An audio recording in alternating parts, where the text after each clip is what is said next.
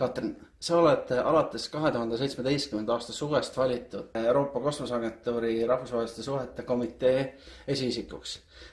Millega IRC peamiselt igapäevaselt tegeleb? IRC on siis see organ loodud Euroopa Kosmoseagentuuriks just selleks, et tegeleda rahvusvaheliste suhetega, nagu siis nimest kuuleb. Ja see on siis suhted riikidega väljapool Euroopat tegelikult. Nii et näiteks on väga oluline tänapäeval koostöö Euroopa Liidu ja Euroopa Kosmoseagentuuri vahel, aga sellega IRC ei tegele, vaid see on nagu peamiselt nõukogu, siis see kõige kõrgem organ ESA-s. Nii et IRC tegeleb kõikide nende riikide ja rahvusvaheliste organisatsioonidega, mis on olemas maailmas, nagu ÜRO, kosmosebüroo ja siis Ameerika Ühendriigid, Venemaa nende suurte kosmoseprogrammidega ja kõik teised riigid, kus midagi kosmoses juhtub. Et siis anda nõu IRC poolt ESA juhtorganile, nõukogule, et kuidas seda koostööd läbi viia, et kas kokkuleppeid või kas teha ühisprojekte ja siis ka selleks, et informeerida riikide delegaate sellest, mis juhtub maailmas. See on selles mõttes äärmiselt huvitav, kui on kosmosest huvitatud, et seal räägitakse just, mis juhtub igal pool, et mida riigid on teinud, on nad mingisugust praktilist projekti läbi viinud, on nad vastu võtnud mingisugust seadustikku või midagi muud ja mis nagu toimub ja siis ka väga palju just ÜRO tegevusest kosmosealal. Mida sa selle aja jooksul võid öelda, mis on praegu Euroopas rahvusvahelistumise juures sellised kuumemad teemad? Kindlasti üks kõige kuumem teema üldse kosmose kasutamise juures on, et on nüüd väga palju eraettevõtteid. Et ainult 10-15 aastat tagasi oli ta siiski jätkuvalt peamiselt riikide tegevus. Aga nüüd on väga palju erafirmasi, nii et see on midagi, mis mõjutab nagu tervet maailma.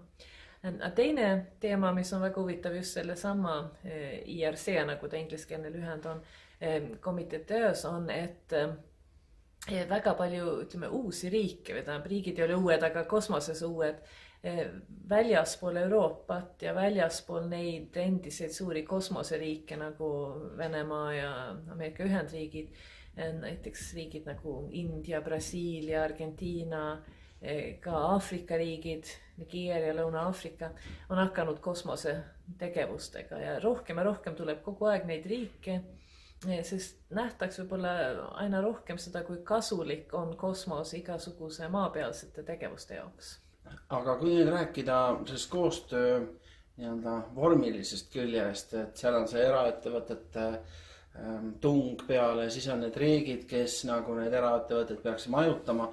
Kas siin on ka mingid trendid, kuidas see seadusandlus nagu Euroopas on kujunemas? Seal on väga huvitav see, et rohkem ja rohkem riike loovad enda kosmoseseadusi. Ja seal on kaks huvitavat näidet just eelmine aasta, kuna nad huvitavad sellepärast on siis meie piirkonnas, et esimene oli siis Taani, kus võeti vastu vist eelmise aasta, aga 17. aasta algul kosmoseseadus ja siis Soome, kus seadus võeti vastu eelmise aasta lõpus ja minu teada jõustus vist selle praegusega 2018. aasta algusel. Ja Soome tutvustas oma seadust siis eelmisel IRC istungil jaanuaris, Taani tegi seda eelmine aasta mais ja Soome kohta oli just väga huvitav kuulata, kuidas nad olid, kuidas see protsess nagu oli, et nad olid algusest peale kaasanud ettevõtteid ja igasugused eri alade esindajad just selleks, et nagu arutada läbi seadusega võivad olla ka teatud ohud, et äkki tehakse ettevõtlus keerulisemaks, et kuidas siis seda vältida, samas kuidas aru saada, milleks ta seadust vaja on ja nii, et see oli väga huvitav kuulata, kuidas nad seda tegid ja muidugi ka näha, et mis see tulemus, see seadus, kuidas ta siis välja näeb. No ka Eestil on ju oma kosmoseseadus valmimas. Milliseid põhimõtteid võiks Eesti kosmoseseadust järgida? Esiteks ma ütleks, et ma väga loodan, et nüüd Eesti selle aasta jooksul suudab edasi töötada kosmoseseadusega ja võib-olla isegi vastu võtta sellel aastal või vähemalt järgmisel aastal.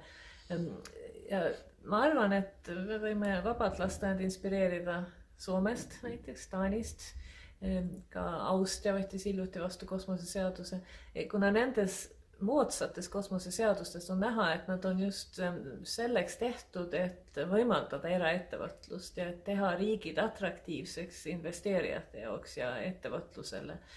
Varem vanad kosmoseseadused, näiteks Rootsi ja Norra võtsid vastu juba rohkem 40 aastat tagasi peaaegu võib-olla esimesed Euroopa kosmoseseadused, need on äärmiselt lühikesed ja tegelikult ütlevad ainult, et kes tegeleb litsentsi andmisega, mis muidugi on ka oluline, aga seal ei ole midagi nagu sellest, mis siis vaja on tegelikult ja nõuded, et kas vaja kindlustusi ja niisuguseid asju, aga nüüd nendes moodsates seaduses on just see, et näitab, et ei ole mitte soov piirata tegevust, vaid on lihtsalt soov, et luua üks niisugune raamistik, et on õiguskindlus, et mismoodi ja kuidas siis tohib kosmoses midagi ette võtta. Nii et ma arvan, et see peaks ka olema Eesti seaduses, et teeme Eesti atraktiivselt kosmose ettevõtetele.